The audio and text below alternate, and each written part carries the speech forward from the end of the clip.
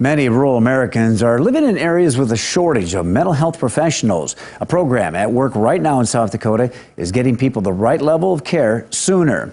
KELOLAND's Kelly Volk shows you the virtual crisis care program and what it means to law enforcement and the communities they serve. Wherever Clay County Chief Deputy Paul Pederson goes in his patrol car, an electronic tablet is just within an arm's reach. It's a device for someone who's in crisis. In fact, he used it recently to assist Vermilion police on a call. Saw kind of what some of the things he said, and thought, yeah, this is a perfect opportunity.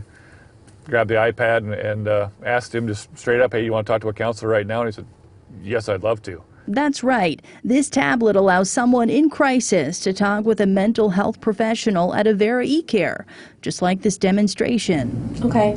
If the person was in crisis right here in this intersection and they were suicidal right here, they were thinking of jumping into that intersection, I could have them sit in my car and, hey, let's talk to this counselor. We can do it right here. In the case of the Vermilion call, Clay County Sheriff Andy Howe says the patient voluntarily checked into an inpatient facility because of the conversation over the tablet.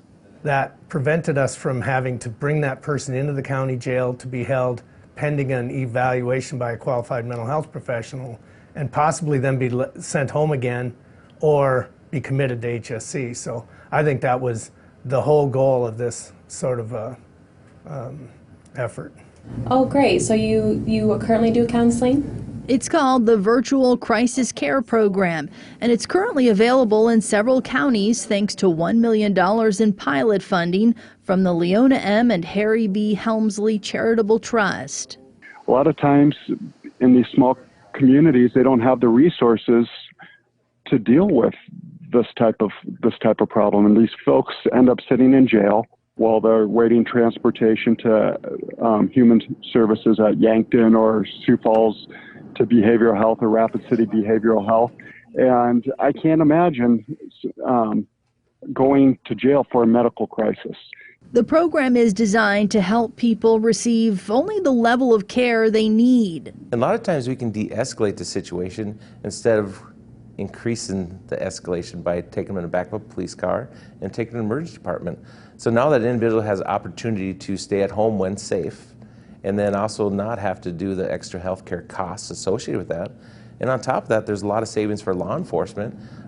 They don't have to do the transportation, spend many hours away from their local communities where they're covering for their normal law enforcement duties. Not only will the program assist law enforcement officers, but also court services officers.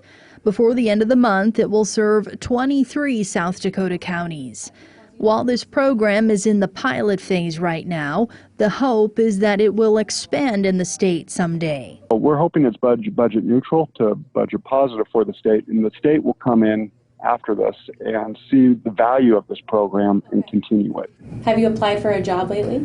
But for now, more people behind the badge have one more way of helping the communities they serve.